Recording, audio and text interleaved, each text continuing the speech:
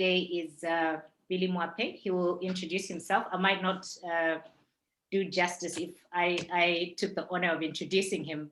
He will introduce himself. And today, the topic that we're discussing is Agile in parenting. How do we translate agility into our families, into our personal lives, and into parenting? So Billy is very adept at doing that, and he will share his experience and his story, and it's a very interesting story. So Billy, I will give you the floor. Thank you very much. I really appreciate Chimunya, and thanks to Agile 20 Reflective Festival organizers. And thanks to all of you who are joining us now and all of you who will be watching this video after it has been recorded.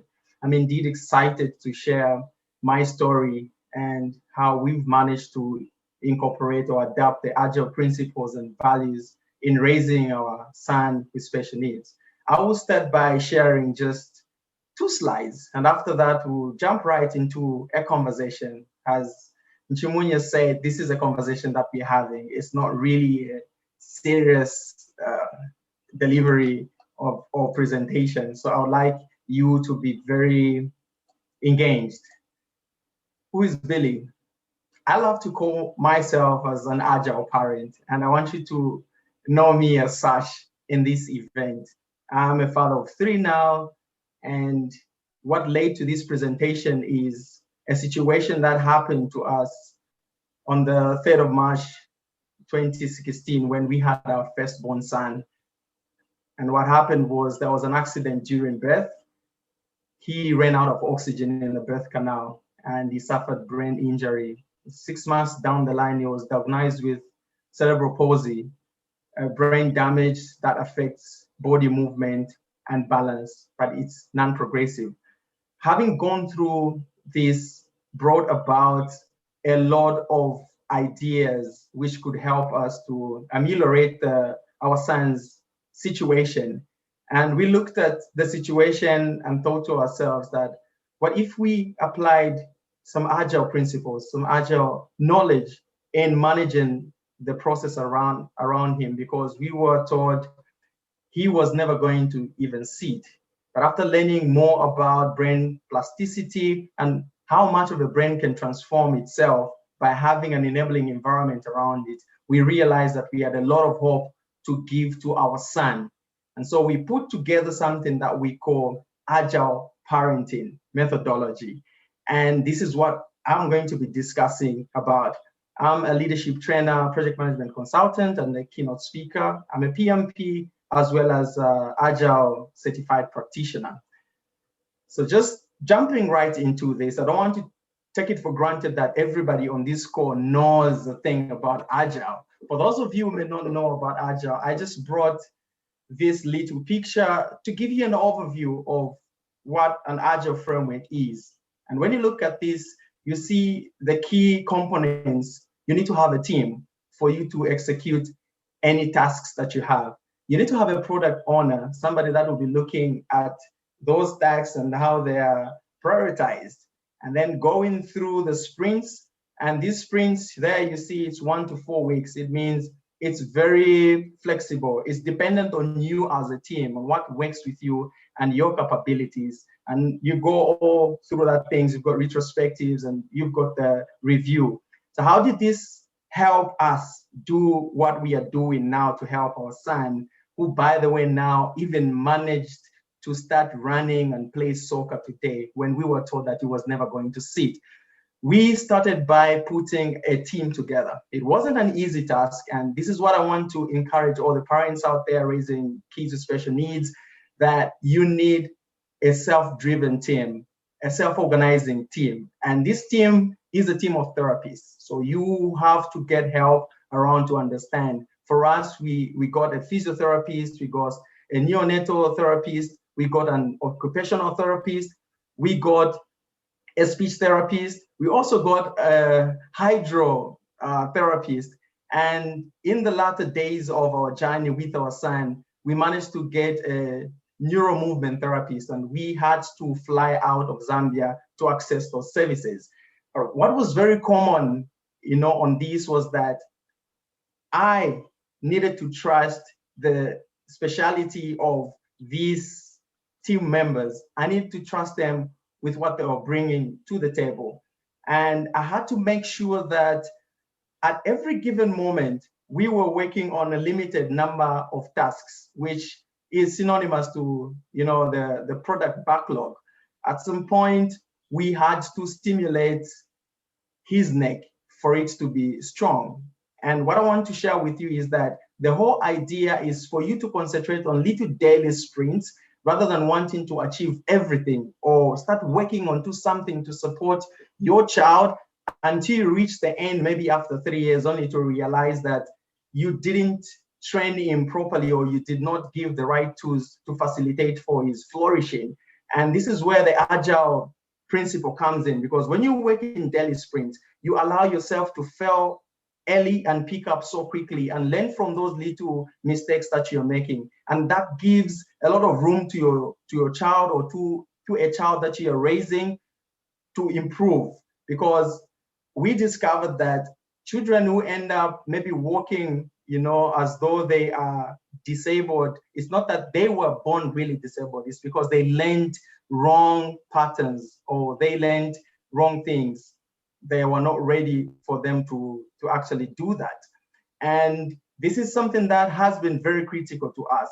We always look out for the capabilities that Luvuto has. Luvuto is the name of our son.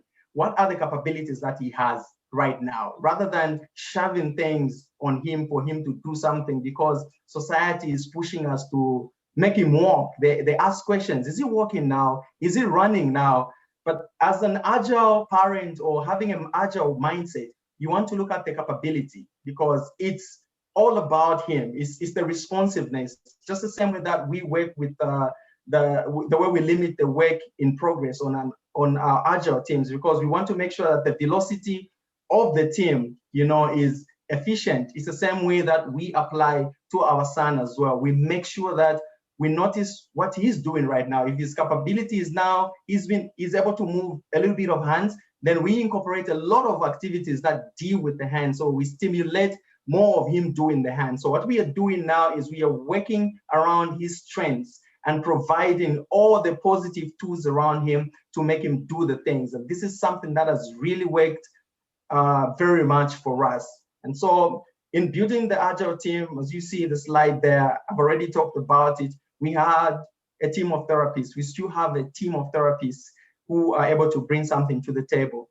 The close family members, because when you are dealing with such things, you only meet therapists for a short period of time, maybe for 1 hour, and you pay a lot of money for that.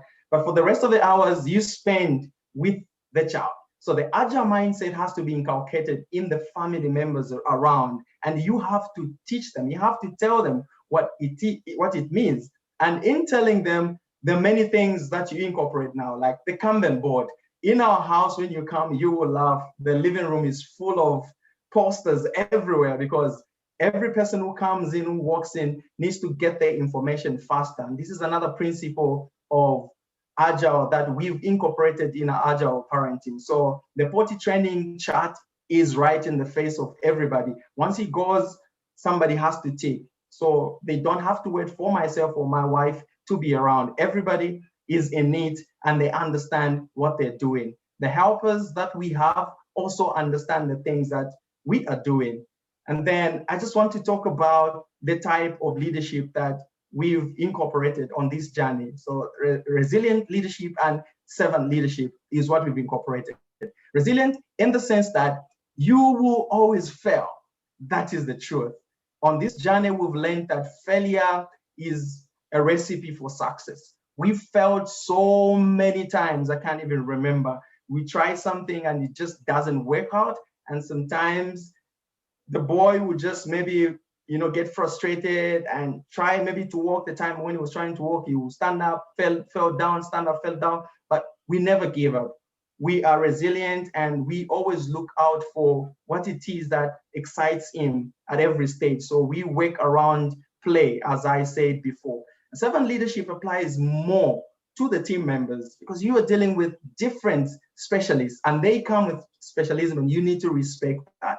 As a servant leader, you want to facilitate more than direct. Instead of telling the therapist to say, you should do this, you should do that, you want to actually engage into a conversation to say, in the last 1 week, we've noticed that he's trying to kick his feet. What is it that we can do to leverage that milestone that we, and you see they begin to bring out a lot of ideas. And this is what we've noticed, that if you create a stage for specialists to actually perform their creativity and bring their innovation, you attain a lot of milestones. You attain a lot of milestones because they feel free and they feel a part of a team. They don't feel like it's a transaction where you are paying them and you need to direct them or tell them what to do. So exactly the same way that it is on an agile team, where you trust your members to make decisions, and your role as a leader is to create an enabling environment, a positive environment within which they can experiment and fail better. That's exactly what we do on our journey with our son. And this is something that I just want to share with all the parents or the specialists out there, to say, you need to trust your team members. You need to allow your team members to experiment. Do not be too careful, because you will not attain innovation. Innovation only comes out of failure. This is something that I have learned from our experience with our son. So I've already talked about some of the practices that we've engaged on. Number one, connecting with your son, your daughter, and not fixing. We have 3 types of models that I've observed in our society. From a medical perspective, medical practitioners want to fix the problem. When they see a child with neurological disorder, they want to fix the problem. And that's why we get on medication and do all those things. And for society, they want to pity. Oh no, oh poor boy, oh poor girl, how is he doing? Is he in pain? You know, they want to pity with you. This is the model that is there. But the model that I've noticed works to enable your child do more and respond more is you connecting with them. Genuine connection with them will allow you to realize the potential that they have, and you to understand that it's not in your power to fix them. It's in your power to create an environment around them where they learn to fix themselves. Because it's when they build neuropaths that they never forget. For example, when you're doing physiotherapy, you know, you keep pulling a child's leg because you want to create strength in the leg. What you do there is you give them muscle memory, and that's what happens. It ends there. But if you connect with them, you realize that maybe they love the song, The Wheels on the Bus. So when you're singing The Wheels on the Bus go round and round, and then you're doing your hands like this, and then they also sing along and they begin to do the hands round and round. At the back of your mind, you know that what you're trying to achieve is to enable them to move hands like this, but then they are carried away by the song. In the subconscious, they begin to fire neuropaths that teach them to move hands like that. You know, children on the bus go up and down, you lift the legs up, you bring it down. So there's something attached to the process, and they don't understand the process that's going on because they love the song so much, and they're playing along and they lift their legs. When you do it repetitively, in your next sprint, you realize that you will now just have to sing the song. They'll remember that they will have to lift their legs by themselves and then put them down. What you did there, you did not fix them, but you created an environment where they now develop themselves. Should you not be there, they'll remember how to make that movement. So this is something that I learned very interestingly. And the second one is the osmotic communication. Under osmotic communication, this is where we brought specialists into one room every now and then. We would have an occupational therapist and a physiotherapist together in the same room, and they begin to work with our child. And as the occupational therapist was working on our child, you would notice that the physiotherapist could then now pick certain skills from the occupational therapist without them having to sit on a table and being taught on how to do certain things. And this is something that really worked for us. And every now and then I would carry our helpers with us to the therapy center. I never allow my son to go on his own to the therapy center. We would go all of us because I needed them to get the information osmotically. They will remember to say, oh, the therapist did this. She said you shouldn't put him in the W sitting. It's not a good thing. So they begin to do those things without even being taught. This is how important osmotic communication is in agile practice, but it has worked very well in our way of living. You want to do that. You always want to bring people together. That's the reason why we created a WhatsApp group for faster communication with exchange updates and everything. So like that, you build your teams, which feeds into the next point where we talk about generalization rather than specialization. Many people want to limit specialists to one thing, but you actually endanger yourself by not getting the other talents that people have within themselves. So you want to just give them a platform and wait for them to be as creative as they can be. You'll be amazed how a speech therapist can give you guidelines on how you can incorporate occupational therapists activities such as using different textures and how they can be related to communication, but this person is a speech pathologist, but because you've given them a platform for them to actually be general and bring different ideas to the table, you cultivate the mindset of creativity. So this has been amazing, and I encourage all the parents out there to embrace this. You want to be general rather than specialize. Then embracing failure, I've already talked about this. You will fail, and this is guaranteed. You will fail. It's not easy. The journey is uphill, but you should not falter once you fail. You should always remember that in Agile, failure is embraced because it's part of the process. It's part of the success story that comes along with it. There's never any innovation story. There's never any creativity story that has come without failure.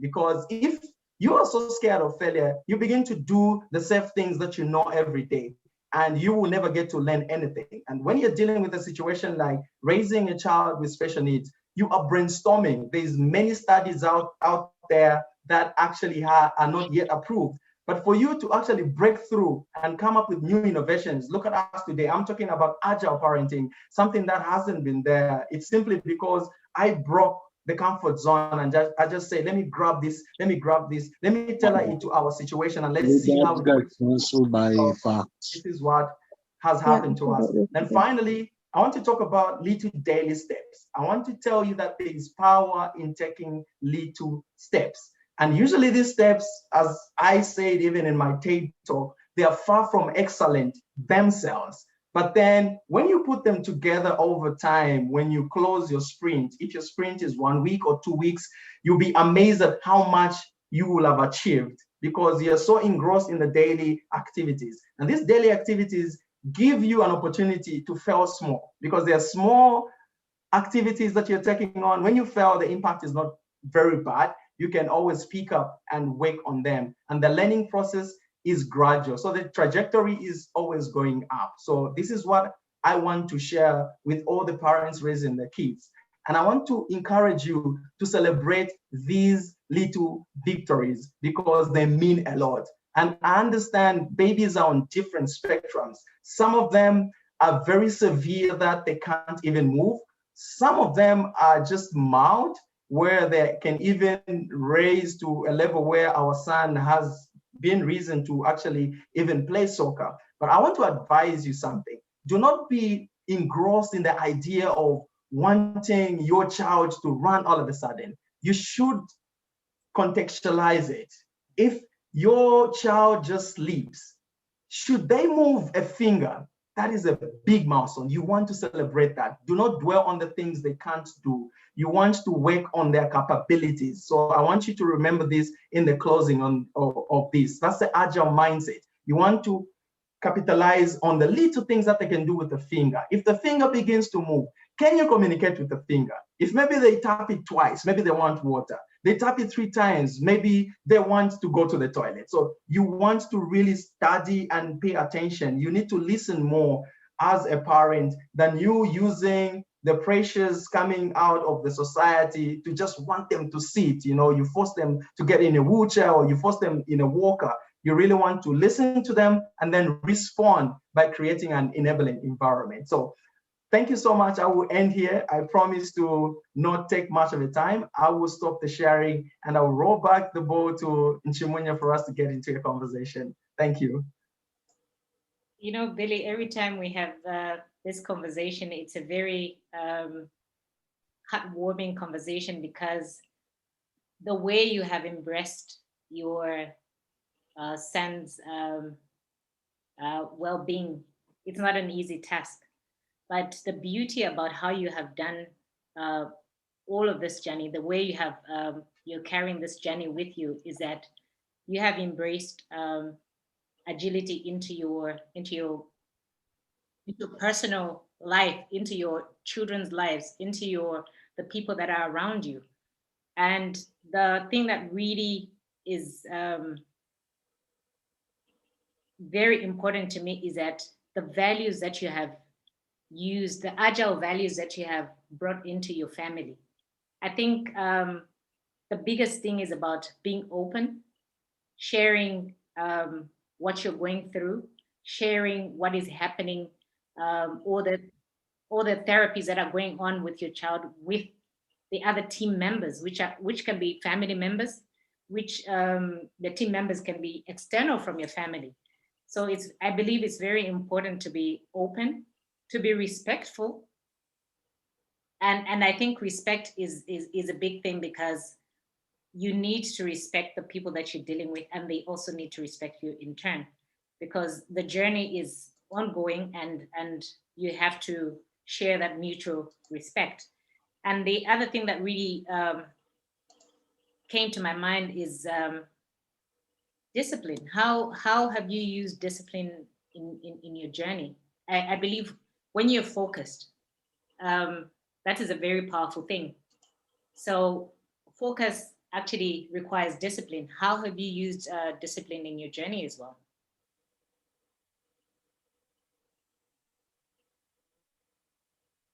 Billy, can you hear me? Yes, Nchimunya, come again. I was saying, how have you used discipline in your journey to raise up Luvuto? Okay, thank you very much. So we've incorporated discipline at different levels.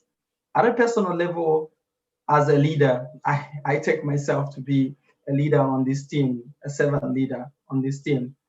The discipline of us adhering to the roadmap that we put out there for ourselves is very critical. In as much as Agile is an adaptive process where we expect change to happen every now and then, we want to have a roadmap. What is a 1 to 3 months roadmap for this period of time? And we want to be disciplined to stick to what is in that roadmap.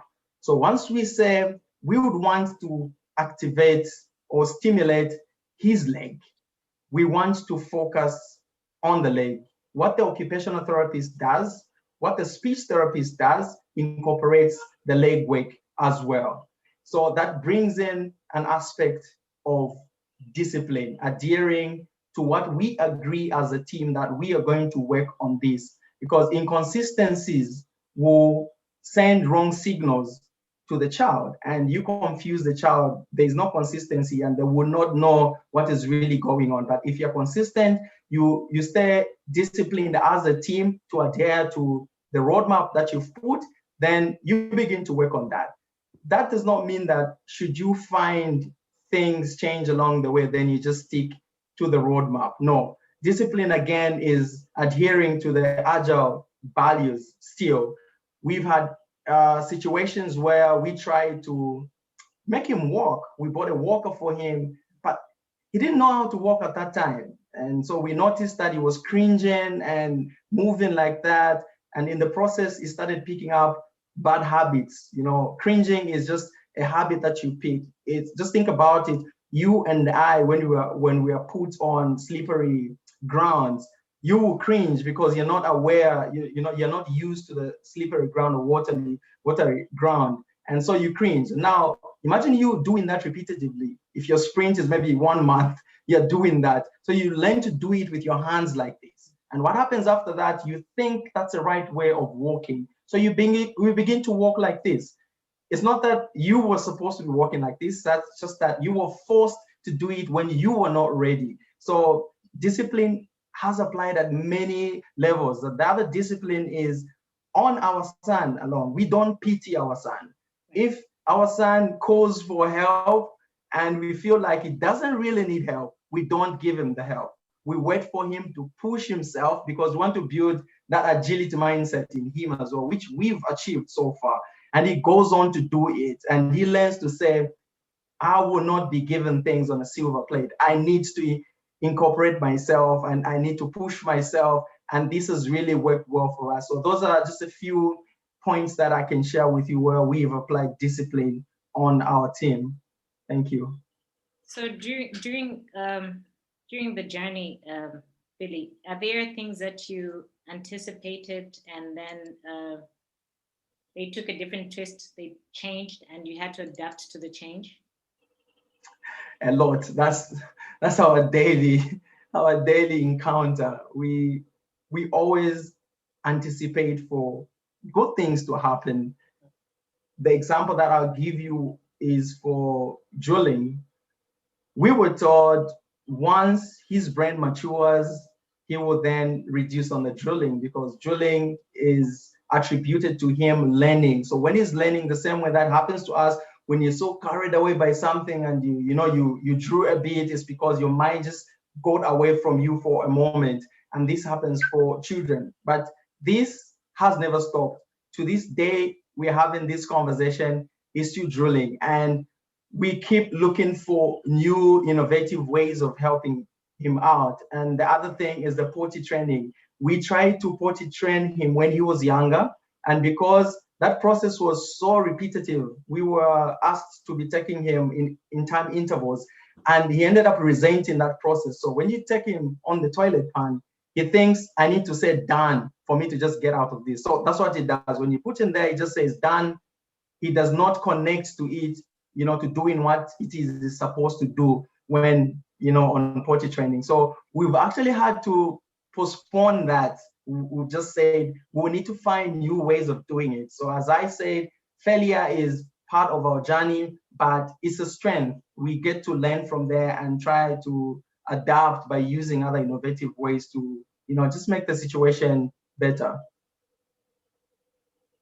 It's amazing to see how your child has also started adapting and growing out of the habits that could have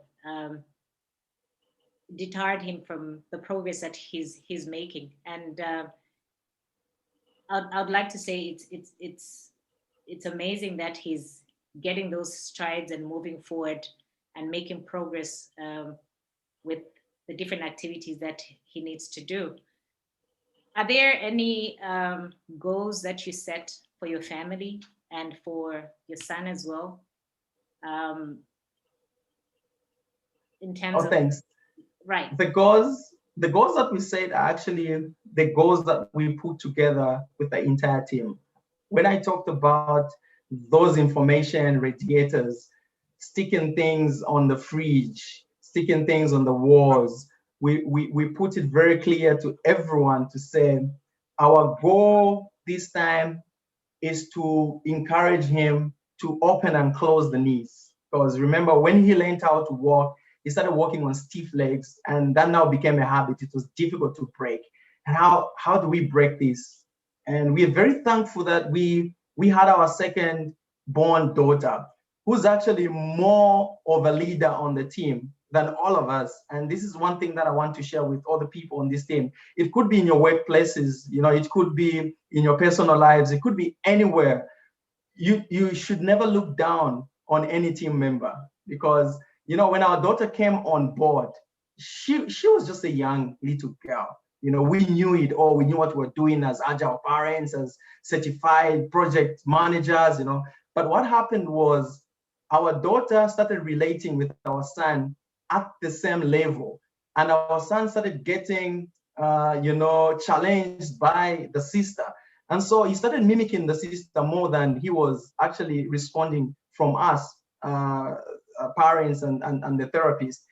And so what we did was we started now incorporating goals within play with the sister. So we'll do something where the sister does something, then we give to him. He will do exactly what the sister did. Right now, he's now vocalizing very clearly because the sister does that. So the sister will go on TV, they start singing the Teletubbies song or Twellywoos, and then you begin to see him voice out. You actually hear the words very clearly, and then you're wondering, when did this happen? You know, thank goodness to the sister. And so this is what I want to share with all of you, that every team member matters. You talked about respect. You want to respect every team member. Do not look down because they have, you know, small qualifications. They might be bringing a certain gift to the table. You want to be observant as a leader and then incorporate the goals within what you have. So this is something that we've kept doing. We keep changing goals to incorporate our capabilities. Yeah. That's very encouraging. And we all set goals for the team, for organizations, for personal use. But when it comes to personal agility, those you need to adapt to certain way of doing things in order to, in an intentional manner. So I'm happy you have those intentional moves where you have when your child calls for something and you as a parent, you have that instinct to say, this call is not what it is, and you're able to leave him to do things on his own. I think that has been a key thing to build him to the level that he's gotten to. And as a team, whether it's family members or external team members, what are the roles that each one of you play? Do you have like, daddy can only do, if daddy is not here, only daddy can do this? Or do you teach everybody else what you can do and so forth? It's teaching everybody else what I can do, what the physiotherapist can do, what the occupational therapist can do at any given time, because we are not always there around him. And hence this idea of incorporating them into the process. When we go for a therapy, we will take maybe one helper along to be in the therapy session.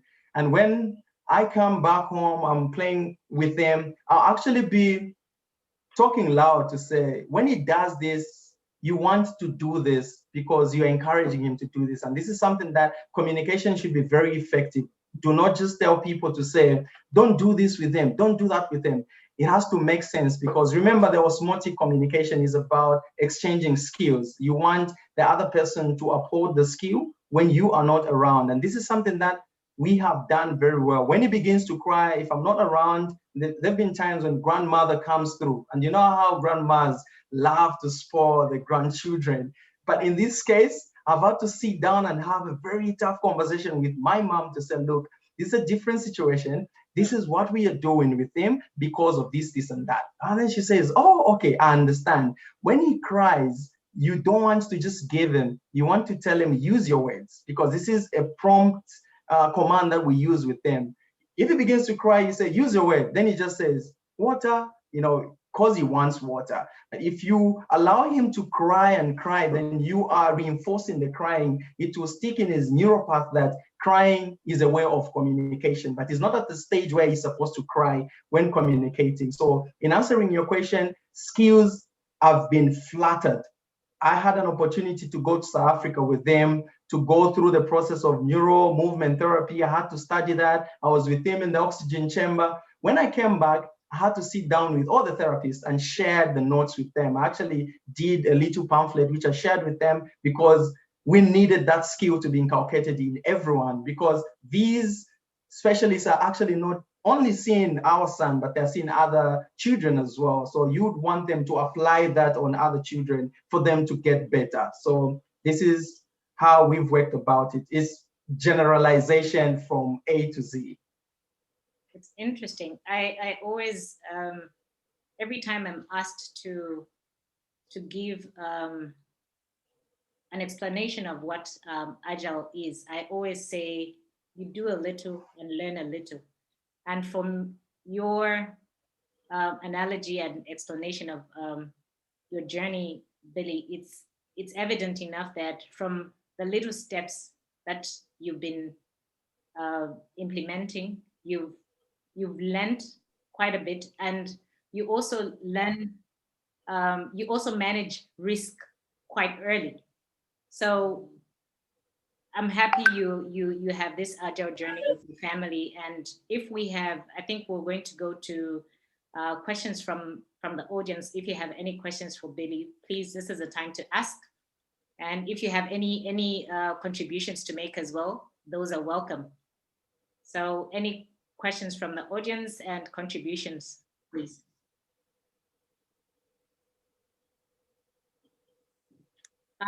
I see from the chat we have values and principles over frameworks or practices.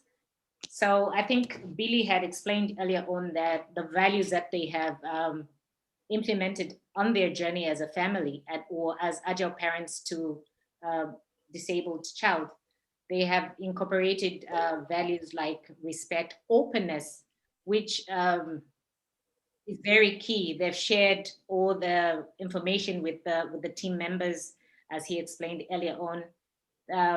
They're also focused on certain goals. They have to achieve those goals. They set the goals in their journey as well. And you can also look at the discipline they have. They were told that the child will not get to a point where the child will walk, but they have instilled discipline in themselves. They have instilled, as parents, they have instilled discipline in the other team members, and they've achieved great results. And it's a very recommendable thing that, Billy, you and your family are doing to implement, to bring that agility into your family. And not only the situation is a very peculiar situation, but you have embraced it with grace. You have shared your story. People have learned from your story, and this is where we are. Agility is a great thing. It works in different fields, and here we are talking about agility in a family and in parenting, and not only just normal parenting, parenting to a special needs child. So I really commend your family for doing that and for sharing your story, Billy. It's a very interesting story, and I'm so happy you came. So Thank you very much. any other questions from the audience? I see, good job, Billy, very inspiring. Agree, incentive, the practices of value. And I think for now, that's it. Maybe somebody wants to make a contribution. It'll be great to get contributions. This is a point of learning for me as well. As I told you, it's a learning curve for us. I would like to hear from other people and maybe just get to see how we could incorporate more of the values, other values and principles. I would really like to hear from other people. Even just a feedback is good. I have a question, actually. I don't have kids, but I was always wondering if the people who have kids, whether or not you succeeded in introducing some agile practices with your kids. Do you see any parallels between dealing with your kids and dealing with colleagues at work?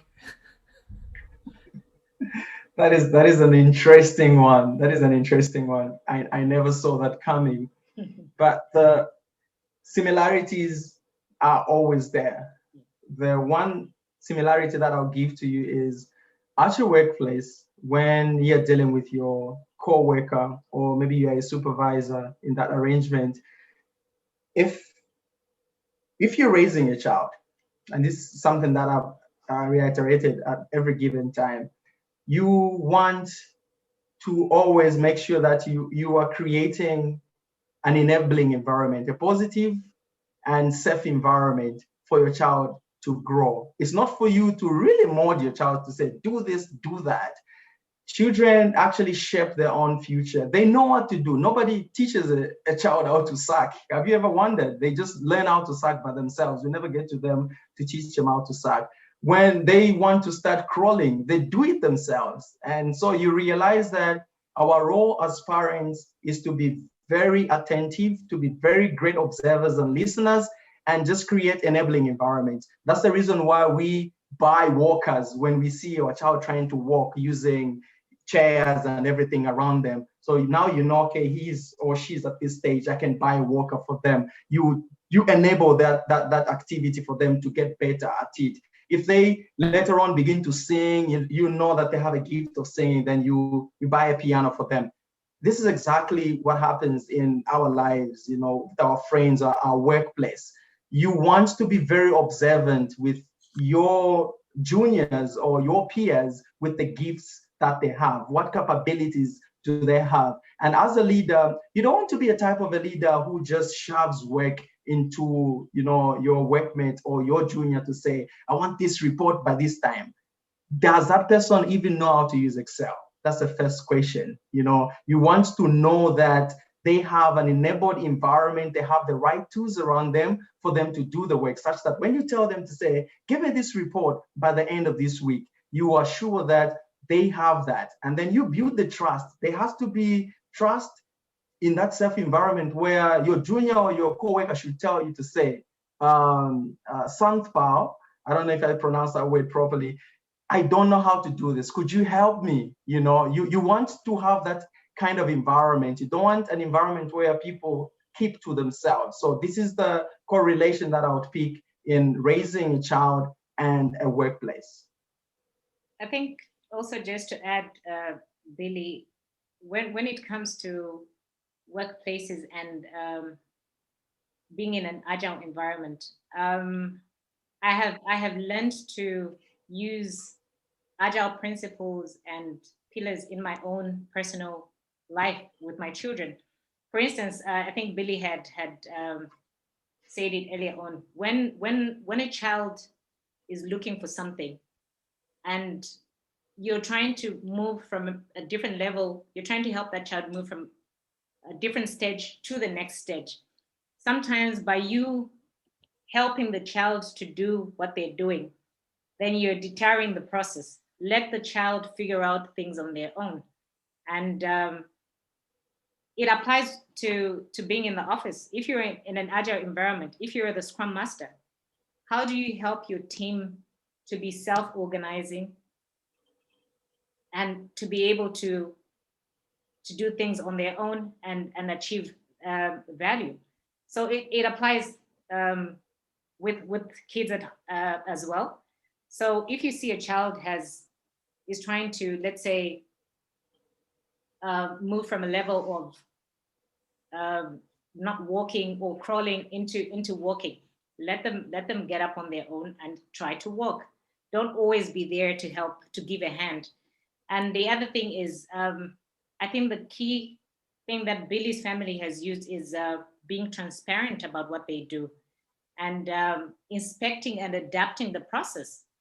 So they have inspected their process. They are transparent about what they're doing, and they have adapted to the situation. It's the same. You can apply those principles in the office as well. Be transparent in what you do. Inspect the process. Inspect the methods that you're doing. Inspect the frameworks. And I would like to say, not everything, not one size fits all. So whatever fits for your organization, whatever fits for your team, go ahead and use that. So even with families, with kids, it's if I see that my kid, for instance, my daughter's kid can play 8 musical instruments, and then I want to push my daughter to play 8 musical instruments. That's not how things work. I will let my child do what she's capable of doing and help her exhibit herself in what she's capable of doing.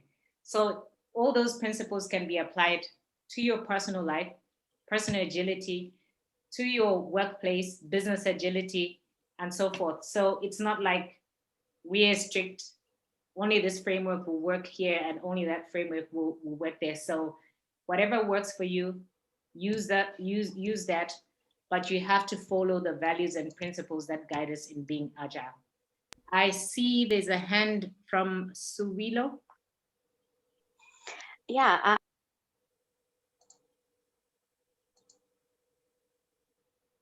Oops, I think I muted you. Am I muted or am I not muted? I muted you. Okay. Right. Okay, so I was saying, even though it hasn't been explicitly said, there is a level of emotional intelligence that you need to have when we are dealing with your teams or your children. You need to have a higher level of emotional intelligence and enable their own emotional intelligence to grow. That means at times you need to allow them to fail so they know how to deal with that. What is important is not that they failed, but what is important is they learned from that failure and adapted rather than regress. And it's pretty much the same with teams. Sometimes you have to let them fail because that's the only way that they're going to learn. But then how are you enabling them to recover from that? And are they recovering? Are they identifying ways in which they can lift themselves up and go on? Because at the end of the day, even if you are working with a team or you're with your children, right? You won't always be there. You cannot always be with somebody 24/7. What is important is equipping them with the skills that they require so that when you're not there, they can still go on. So it's so nice to see the courage that has been that Billy and his family have shown, the courage to try something new. My question actually was going to be, how did you decide to apply, agile values to this? And the courage to try something new in an uncertain circumstance, in a circumstance that would frustrate you, depress you, but as well as the courage to share your experience. It's really awesome to see. But yeah, back to my question, like, how did you choose to go agile? I wish you didn't even ask that question because I was enjoying everything that you were saying. Thank you very much, Sue. I 100% agree with you. A level of emotional intelligence is very important, and we need to qualify. Actually, in my next slides, it should not be embrace failure. It should be embrace creative failure. So it's failure emanating from creative activities. So a team member or a team should be working at something creative, and then they fail, not just failing because they're not doing so much. Thank you so much. How did I think about embracing these agile principles? I'll be very honest with you. It's an issue of desperate situation calling for desperate measures.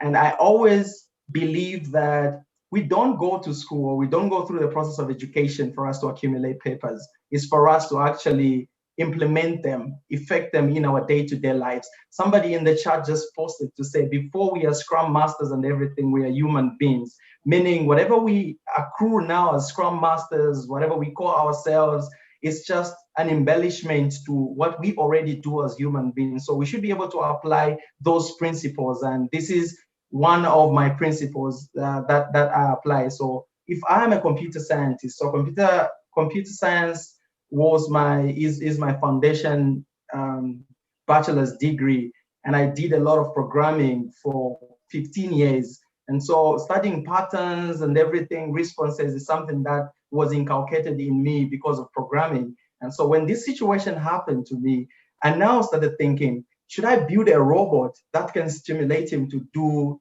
the movement? And I started thinking mechanically like that until I tried now to marry the agile principle, because I looked at the process, what was happening. Our son would be doing something today, the following day he changes. So there was always changing capability in him. And when I learned about agile, it suited the situation that we were going through. So for me, I ran to the knowledge that I already had, and I bought a lot of other books to accumulate information and just knowledge for us to manage the process better. So this is how I came to put the computer science and the project management agile principles together to come up with what we are doing. Coming to having the courage to tell the story, I will tell you one thing in conclusion, in answering your question, is that it's when I realized that our stories are not really ours. If you come to think of it, it's just like any other thing that was created was never created for itself. Not a pressing iron, not this laptop. The laptop will never serve itself. It's serving us right now. Even us as human beings, we were born with a purpose to serve other people. And it's the same with our own stories. Our own stories, we will never change us that much, but they will change the next person listening to us. So it's selfish to keep a story. This is a conviction that I had, that my wife and I had. And so we just decided to say, let's tell this story. There must be many other parents going through the same difficulties of finding therapists and methodologies to use. They're just confused as much as we were. Why don't we give them a head first by telling them the challenges we went through so that they can circumvent them quickly and even make this process better for the rest of the parents? So that's why we decided to share. Thank you very much, Sue. And I think just to add, Billy, looking at the value that you have gotten out of the process, it's interesting to see the outcome of the whole process. Because when the child was born, you were told he would not be able to do this, this, and this. But through the little iterative process that you were doing, you kept on being persistent. You repeated the process. You were focused. You had a goal to achieve. And at the end of the day, this is the value that you're getting by following what you laid down as your goal. This is what you want to achieve. You followed that through. So I think it may not work for other people because there's so many aspects that are incorporated. But looking at Billy's family, this has worked because they have been following the values, they have been following the principles. And the fact that Billy and his wife, I think I read your wife is also into project management. Billy and his wife have the knowledge. Somebody shared that knowledge with them. They know what to do and what not to do. There are anti-patterns that we have in being agile. So they know exactly what to do to that situation. So that has helped them and they have gained value out of it. So it has worked for Billy. And that's why we're sitting here today to talk about it. And it may not work for another family, but people have to try things that work for them, and depending on the situation also. True. And I agree with you. You need to tailor these values. It's not all the set of values that will apply. It's not all the 12 principles of Agile that will apply. You really have to look at your situation, contextualize what is it that can work in that situation, and that actually gives you more value out of applying these principles. Any other questions? Do we have any other questions? Any other additions? I have an addition. It's not a question. It's not an addition. It's a proposal. What about maybe I can even do the work. I rewatched the video and I put the elements that were discussed here in a Jamboard. Just write them on cards and put it in open access to all of you, just to kind of create some kind of body of knowledge. Even if it's used one time, it will be useful, at least for me. And who knows, maybe this can grow into something people can reuse, or it can grow some more, let's say, not formal, but more structured knowledge. Right. About, I mean, knowledge is a big word, but what I mean is experience about. Right. And Maru, that's why we're here. We're here to share. It's through these experiences, through this process of empiricism. That's why Billy is sitting here and telling us of what he's done. So let's keep knowledge sharing, and you never know what comes out. A lot of collaborations, and Billy, you might be doing something with Maru. So yeah, let's keep sharing. I'm very excited, and this is one thing that I'll share with the rest of you. Telling this story has really opened the doors, for the bigger purpose.